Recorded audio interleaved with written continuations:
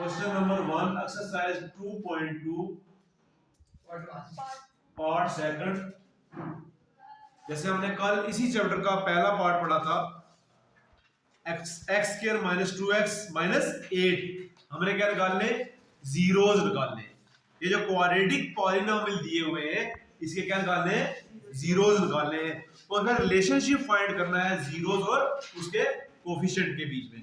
हमारे पास जो quadratic polynomial है, क्वाड्रेटिक पॉलिनोमियल मींस इसकी डिग्री हाईएस्ट कितनी होती है, 2 होती है, लीनियर की 1, क्यूबिक की 3।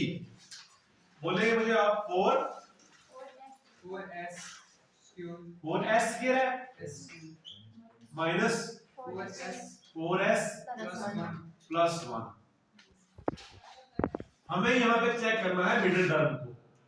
हमारे पास सम आ रहा है मिडिल टर्म का माइनस 4s, और इस फर्स्ट टर्म और लास्ट टर्म को मल्टीप्लाई करेंगे तो प्रोडक्ट हमारे पास आ रहा है 4s स्क्वायर।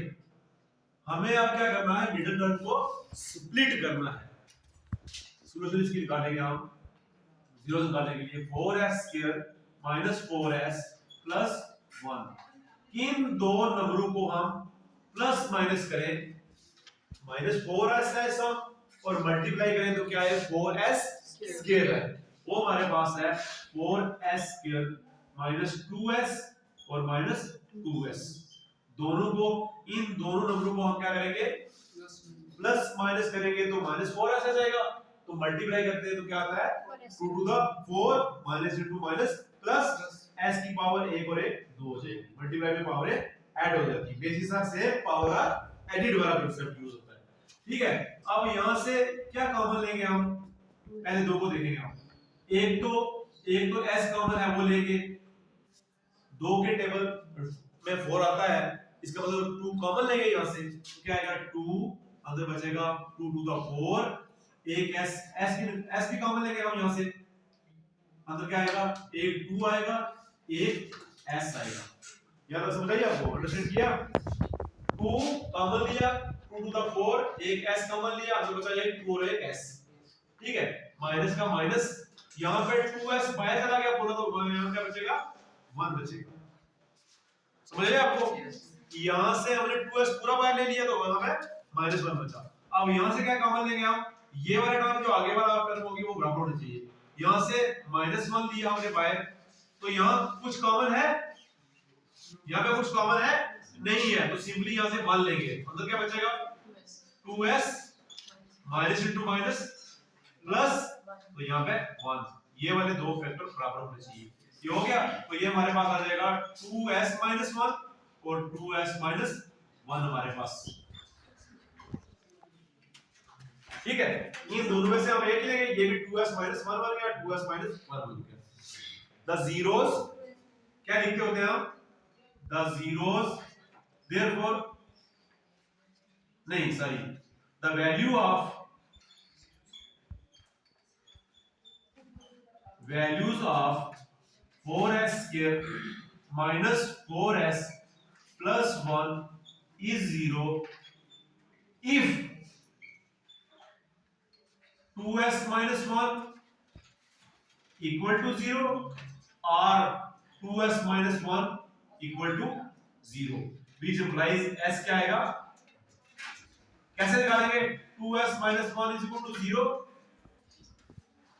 और 2s minus 1 equal to 0, तो इसका मतलब 2 which implies, यहां पे क्या करेंगे, s 2s यहीं पे रखेंगे, 1 बाहर चला जाएगा, यहां पे भी 2s यहीं पे रखेंगे, s 1 बाहर चला जाएगा, माइनस में तो बाहर जाके प्लस हो जाएगा, which implies यहां से s लेंगे, s is equal to 1/2 और s is equal to 1/2। हमारे पास जीरोस क्या निकल गए, 1/2 और 1/2 दोनों कॉमन आ गए। therefore zeros of, किसके जीरोस, इसके निकाले हमने, therefore zeros of 4 square minus 4s plus 1 are क्या आगे, s is equal to 1/2 1/2। अब हमें वेरीफाई करना है सम ऑफ जीरोस को और प्रोडक्ट ऑफ जीरोस। यहां पे करेंगे हम सम ऑफ जीरोस का फार्मूला कल आपको मैंने बताया था, सम ऑफ जीरोस मैं शॉर्टकट में लिखूं क्या होता है माइनस बी अपॉन ए। होता क्या है basically minus coefficient of x upon coefficient of x square. Coefficient of x square मतलब शॉर्टकट में क्या है माइनस बी अपॉन ए। तो इसका सम मींस जो आपने निकाला है ये निकाला है सम, जीरो निकाले इन दोनों का सम मींस प्लस करना। क्या लिखेंगे 1/2 प्लस 1/2 तो माइनस बी क्या है बी के साथ s के साथ कौन सा कोफिशिएंट है -4 है ना।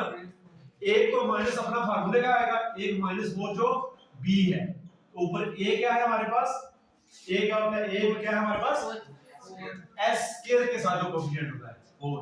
तो ये कितना हो जाएगा इसको प्लस करेंगे डिनोमिनेटर सेम है मतलब एलसीएम सेम है तो ऊपर वाला डायरेक्ट प्लस कर देंगे तो नीचे क्या आ जाएगा 2 आ जाएगा।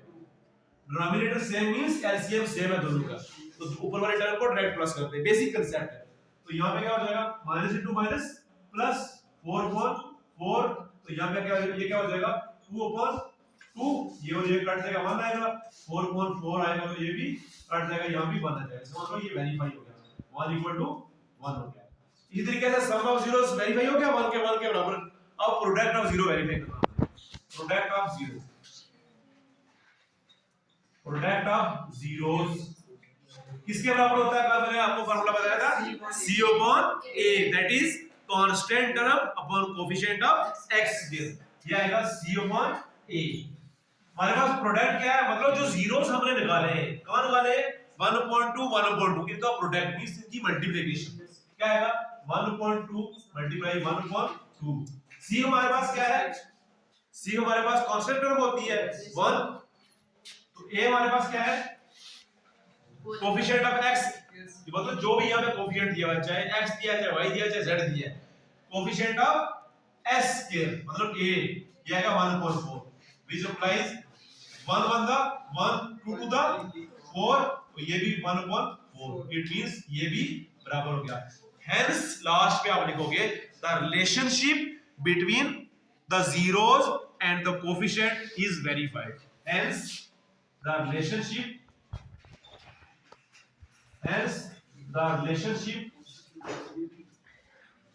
between the coefficient and the zeros is verified। Hope आपने अच्छे से अंडरस्टैंड किया होगा। पहला पार्ट भी ऐसे ही था तो सेकंड पार्ट इतना ही है।